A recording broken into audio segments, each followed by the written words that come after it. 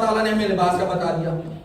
پھر جب ہم نماز پڑھتے ہیں جس کا اللہ سبحانہ و تعالیٰ نے ہمیں تاکید کی ہے، اور اللہ سبحانہ و تعالیٰ کہتے ہیں سورہ طٰہٰ میں، سورہ طٰہٰ سورہ نمبر 20 آیت نمبر 14، وَأَقِیمِ الصَّلَاةَ لِلذِّکْرِ، نماز قائم کر میری یاد کے لیے. یعنی جو نماز کو قائم کرتا ہے وہ اللہ کی یاد کرتا ہے، اللہ کو یاد کرتا ہے. جب نماز قائم کی جاتی ہے اور آیات کا پتہ چلتا ہے تو پھر اللہ سبحانہ و تعالیٰ کے احکام کا پتہ چلتا ہے. اللہ سبحانہ و تعالیٰ کہتے ہیں سورہ اسراء سورت نمبر 17 آیت نمبر 32، وَلَا تَقْرَبُوا الزِّنَا إِنَّهُ كَانَ فَاحِشَةً وَسَاءَ سَبِيلًا، اور زنا کے قریب بھی نہ جاؤ. إِنَّهُ كَانَ فَاحِشَةً، یہ فحش کام ہے، وَسَاءَ سَبِيلًا، اور بہت برا راستہ ہے.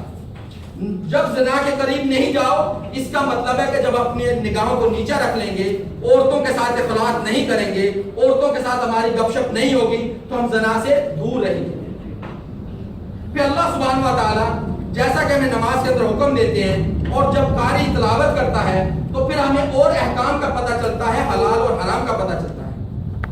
ہم نے فرائض دیکھ لیے، حلال دیکھ لیے، اب حرام، جب حرام کی طرف آتے ہیں تو یہ ایسی چیز ہے جس سے اللہ اور اللہ کے رسول نے ہمیں منع کیا ہے، اور اس میں سب سے پہلی چیز جو ہم نے بیان کی وہ ہے زنا.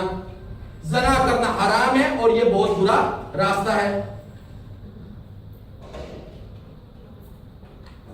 اب کوئی شخص وہ اسلامی معاشرے میں ہو یا غیر اسلامی معاشرے میں ہو، اس کے لیے زنا کرنا حرام ہے.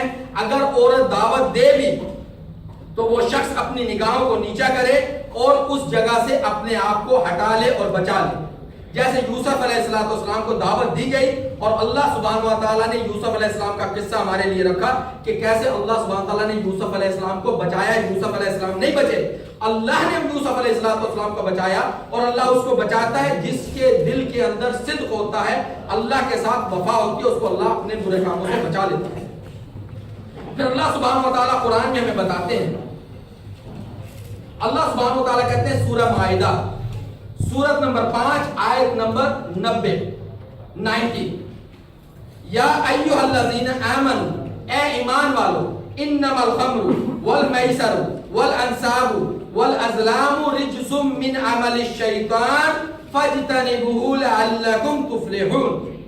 اے ایمان والو، یا ایھا الذین آمنوا انما الخمر، اے ایمان والو، بغیر کسی شک کے خمر یعنی شراب، میسر جوا، میسر میں ہر وہ چیز آتی ہے جس کا تعلق جوئے سے ہو، وہ سپر الانوتو ہو، وہ انالوتو ہو، وہ گھوڑوں کے اوپر پیسہ لگانا ہو، وہ مشینوں سے کھیلنا ہو، کسی بھی قسم کا کوئی ایسا کھیل جس میں پیسہ لگایا جائے اور بغیر محنت کے پتہ نہ ہو کہ اس کا نفع آئے گا یا نہیں آئے گا، وہ جوئے کی مد میں آتا ہے. اور اللہ سبحانہ تعالیٰ کہتے ہیں شراب کے بعد اس جوئے سے بھی بچو، والانصاب، اور بتوں سے بچو، اور وہ بت کسی بھی قسم کے ہوں، ان بتوں کی عبادت سے بھی بچو، والازلام، اور یہ جو فال گیری ہے، جو فال کے ذریعے ہم اپنی قسمت کا حال معلوم کرتے ہیں، اس سے بھی بچو.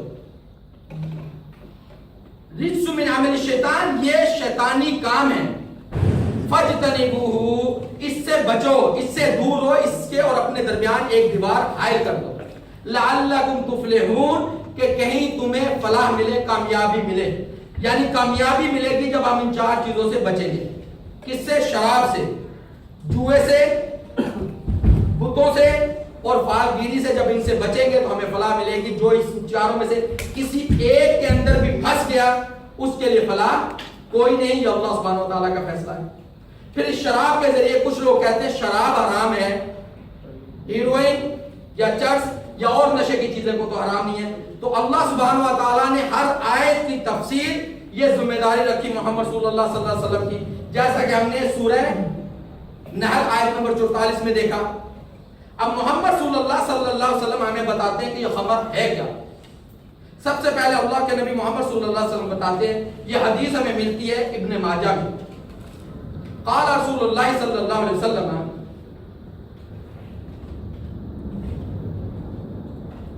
لا تشرب الخمر، خمر یعنی شراب مت پیو، انہا مفتح لکل شر، یہ چابی ہے ہر برائی کی. لا تشرب الخمر فَإِنَّهَا مُفْتَحُ كُلَّ شَرٍ، یہ چابی ہے ہر برائی کی، یعنی شراب جو شخص پیتا ہے اس شراب کے بعد وہ کسی بھی قسم کی برائی کر سکتا ہے، کیونکہ یہ چابی ہے ہر برائی کا تالا کھولنے کے لیے۔ پھر اللہ کے نبی محمد صلی اللہ علیہ وسلم بتاتے ہیں کہ صرف شراب ہی نہیں، اللہ کے نبی صلی اللہ علیہ وسلم کہتے ہیں، ابن ماجہ میں حدیث ہے محمد صلی اللہ علیہ وسلم کی حدیث صحیح ہے، ما اسکر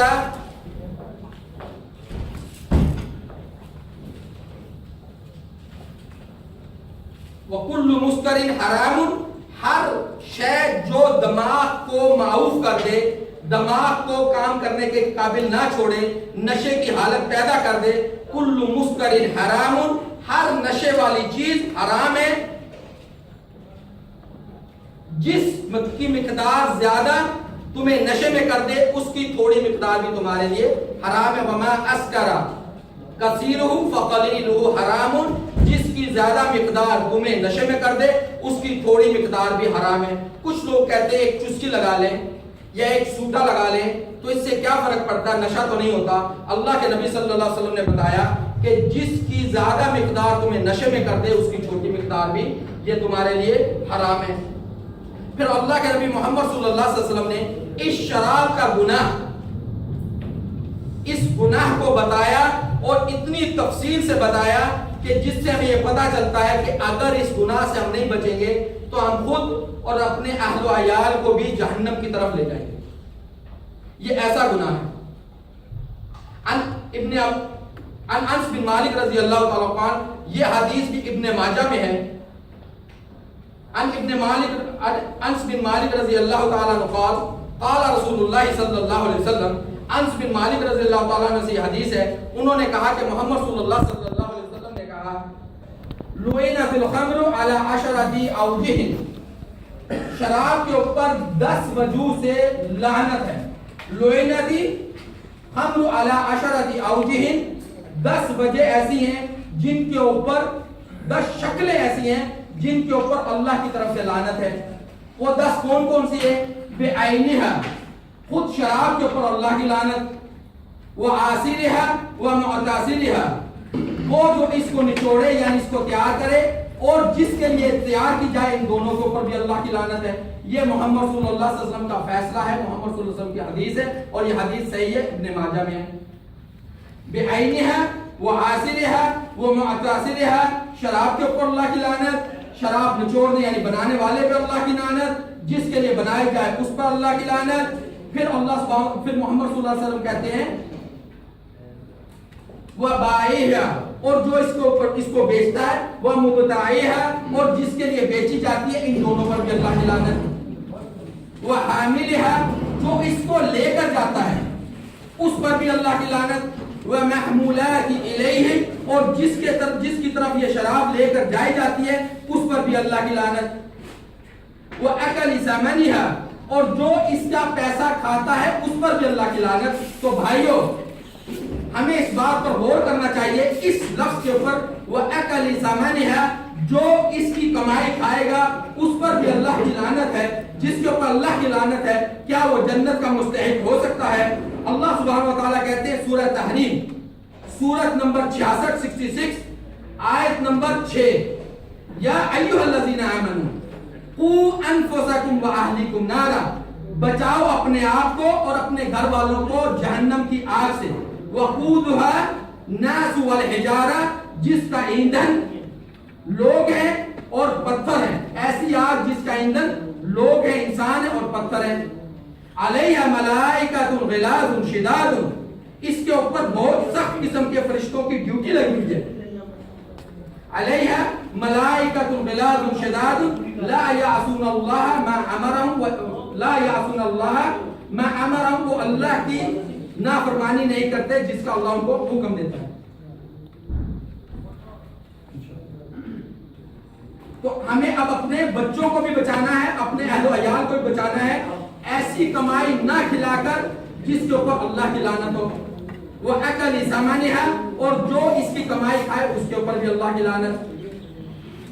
وہ شاربھا، جو پیے، وہ ساقیھا، اور جو پلائے اس پر بھی اللہ کی لعنت۔ یہ شراب ایسی بیماری ہے جو اس شخص کو بھی لے کر جاتی ہے اور اس کے گھر والوں کو بھی جہنم کی طرف لے جاتی ہے.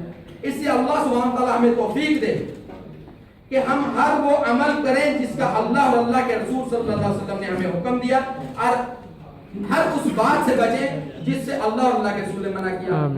پھر کسی بھی غیر اسلامی معاشرے میں رہتے ہوئے ہمارے تعلقات غیر مسلموں کے ساتھ اور مسلمانوں کے ساتھ بنتے ہیں. ان تعلقات کو ہم دو طرح سے تقسیم کر سکتے ہیں, ایک ہے خاص تعلق اور ایک ہے عام تعلق. خاص تعلق میں آتا ہے شادی بیاہ کرنا. اللہ سبحانہ و تعالیٰ کہتے ہیں سورہ بقرہ سورت نمبر 2 آیت نمبر 221, لا ينكح المشركات حتى يؤمن, مشرکات عورتوں سے, مشرک عورتوں سے نکاح نہ کرو یہاں تک کہ وہ ایمان لے آئیں. وَلَأَمَاتٌ مُؤْمِنَةٌ خَيْرٌ مِّن مُشْرِكَةٍ, ایک غلام لونڈی وہ بہتر ہے ایک مشرکہ سے. وَلَوْ أَعْجَبَتْكُمْ, چاہے اس کا حسن تمہیں اچھا لگتا ہو. وَلَا تُنْكِحُوا الْمُشْرِكِينَ حَتَّى يُؤْمِنُوا, اور نہ ہی اپنی بیٹیوں کو, اپنی بہنوں کو مشرکین کے ساتھ بیاہ ہو, خواہ وہ تمہیں مشرک اچھا لگتا ہو, خوبصورت ہو. حَتَّى يُؤْمِنُوا, یہاں تک کہ وہ ایمان لے آئے. وَلَعَبْدٌ مُؤْمِنٌ خَيْرٌ مِّن مُشْرِكٍ, ایک غلام مرد بہتر ہے ایک مشرک مرد سے. پھر عام تعلقات میں کچھ لوگ کہتے ہیں کہ قرآن کہتا ہے کہ یہود و نصارہ سے دوستی مت کرو. یہ صرف قرآن کو پوری طرح سے سمجھنے اور اس کی تفسیر کو نہ سمجھنے کی وجہ سے ہمیں ایسا لگتا ہے کہ قرآن کہہ رہا ہے کہ یہود و نصارہ سے دوستی نہ کرو. مثال کے طور پہ اکثر ایک آیت پیش کی جاتی ہے یہود و نصارہ سے دوستی نہ کرو. ایک آیت سورہ نساء آیت نمبر 144, اور ایک اور آیت ہے جو سورہ مائدہ آیت نمبر 51 یعنی 51 کو پیش کیا جاتا ہے. یا ایھا الذین آمنوا لا تتخذوا اليهود والنصارى اولیاء بعضهم اولیاء بعض, اے ایمان والو یہود کو اور نصارہ کو اولیاء, یہاں پہ ہم لیتے ہیں دوستی. عام ترجمہ جب قرآن میں آپ کو ملے گا یہود و نصارہ کو اپنا دوست مت بناؤ, بعضهم اولیاء بعض, یہ آپس میں ایک دوسرے کے دوست ہیں. صرف اگر اس آیت کے اوپر غور کر لیا جائے تو یہ پتہ چلتا ہے کہ ان لوگوں سے دوستی سے اللہ سبحانہ تعالیٰ منع کر رہے ہیں جو یہود و نصارہ آپس میں ایک دوسرے کے دوست ہیں اور آپ کے خلاف کام کرتے ہیں. اللہ سبحانہ و تعالیٰ اس بات کو واضح کرتے ہیں سورہ ممتحنہ سورت نمبر 6 آیت نمبر 8 میں, لا ينهاكم الله عن الذين لم يقاتلوكم في الدين ولم يخرجوكم من دياركم ان تبروهم وتقسطوا اليهم. اللہ تمہیں منع نہیں کرتا ان لوگوں سے جو تمہارے ساتھ تمہارے دین میں نہیں لڑتے اور جو تمہیں تمہارے گھروں سے نہیں نکالتے.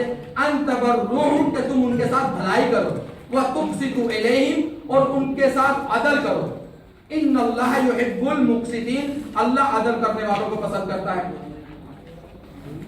اس لیے اللہ سبحانہ و تعالیٰ عام یہود و نصارہ سے دوستی کرنے سے کہیں پہ بھی منع نہیں کرتا. لیکن جب کسی کی دوستی کسی عیسائی سے یا یہودی سے ہوتی ہے تو اسے یہ دیکھنا چاہیے, کیوں کہ محمد صلی اللہ علیہ وسلم نے ہمیں بتایا کہ دوست اپنے دوست کے دین پر ہوتا ہے, یعنی دوست کا اثر دوست کے اوپر پڑتا ہے.